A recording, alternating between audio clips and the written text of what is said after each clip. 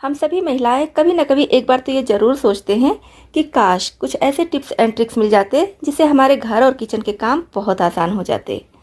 नमस्ते दोस्तों, मैं हूँ छाया और आपके अपने चैनल छाया रसोई में एक बार फिर से आपका बहुत बहुत स्वागत है। दोस्तों, आज मैं फिर से कुछ छोटे छोटे यूजफुल टिप्स एंड ट्रिक्स आपके लिए लेकर आई हूँ, जिसको अपनाकर आप अपने रोज़मर्रा के काम को काफ़ी आसान बना सकते हैं, अपने समय और पैसे भी बचा सकते हैं।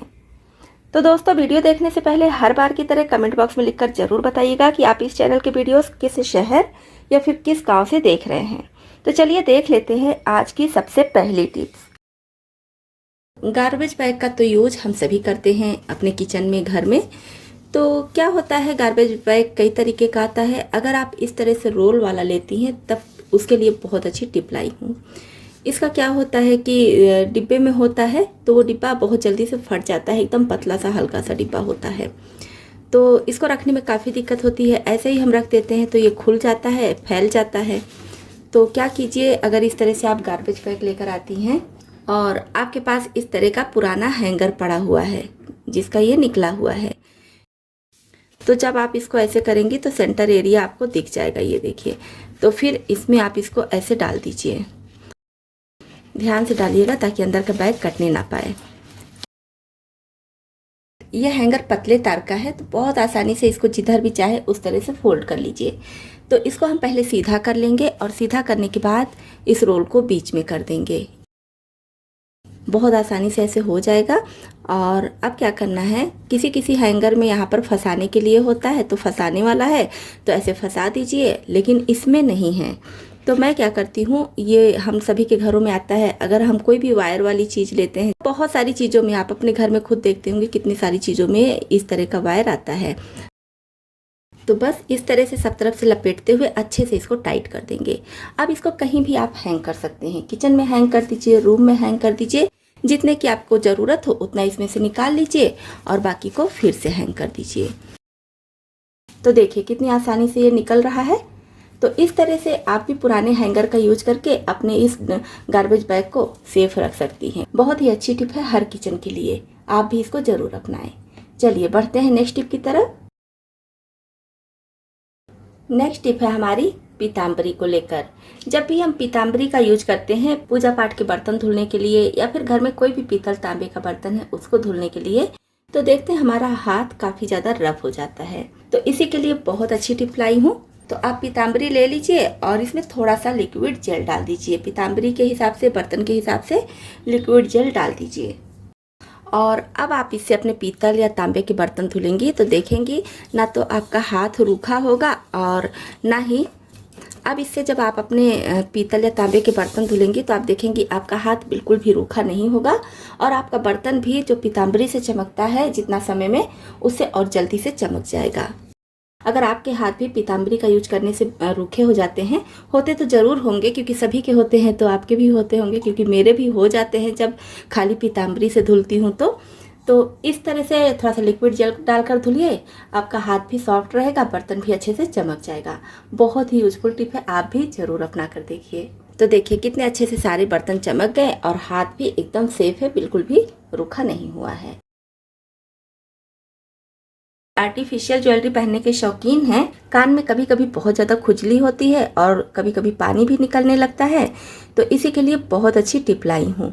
आप लीजिए नेल पॉलिश और बैक साइड में इस तरह से नेल पॉलिश लगा दीजिए। इससे क्या होगा कि डायरेक्ट ये कान में टच नहीं रहेगा।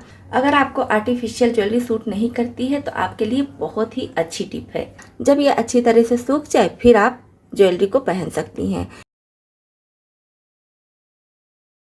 कभी कभी होता है कि हम मार्केट से सहजन लेकर आते हैं और हमारे पास समय नहीं होता है कि तुरंत इसको साफ करें और तुरंत इससे सब्जी बनाएं, तो इसको रखना पड़ जाता है। बाहर रखते हैं तो सूखने लगता है, फ्रिज में भी ज़्यादा दिन हो जाता है तो भी सूखने लगता है। तो इसको रखने का बहुत आसान तरीका बता रही हूँ।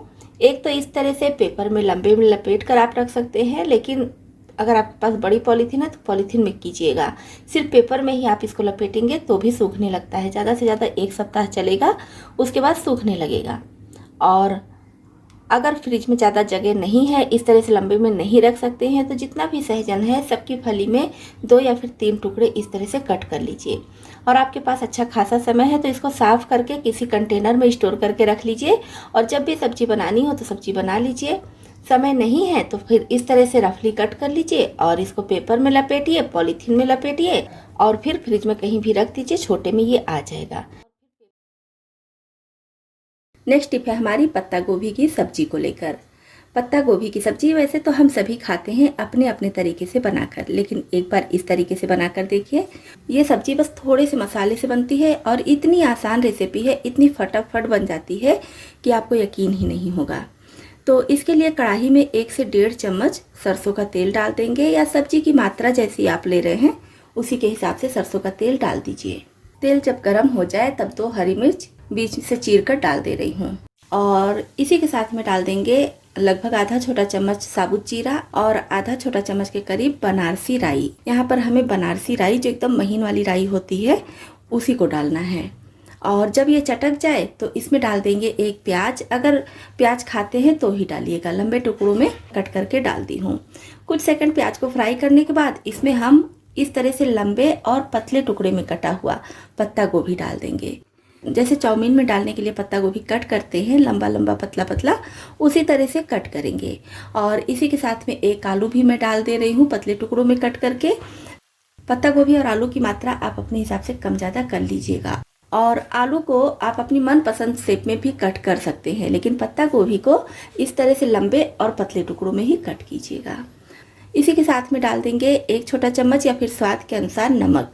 अच्छी तरह से चला लेंगे और इसको ढक कर मीडियम फ्लेम पर 2 से 3 मिनट के लिए पकने देंगे। फिर से इसको अच्छी तरह से चला देंगे। अब यहाँ पर फ्लेम लो कर देंगे और करीब 2 मिनट तक और पकने देंगे। तो हमारी ये सब्जी बहुत अच्छे से गल जाती है और आलू हम पतला कट किए होते हैं, इसकी वजह से आलू भी अच्छे से पक जाता है। तो अब इसमें हम कुछ मसाले ऐड करेंगे, जैसे कि थोड़ा सा हल्दी पाउडर, थोड़ा सा लाल मिर्च पाउडर और थोड़ा सा धनिया पाउडर। इसमें मसालों का यूज बहुत कम करेंगे।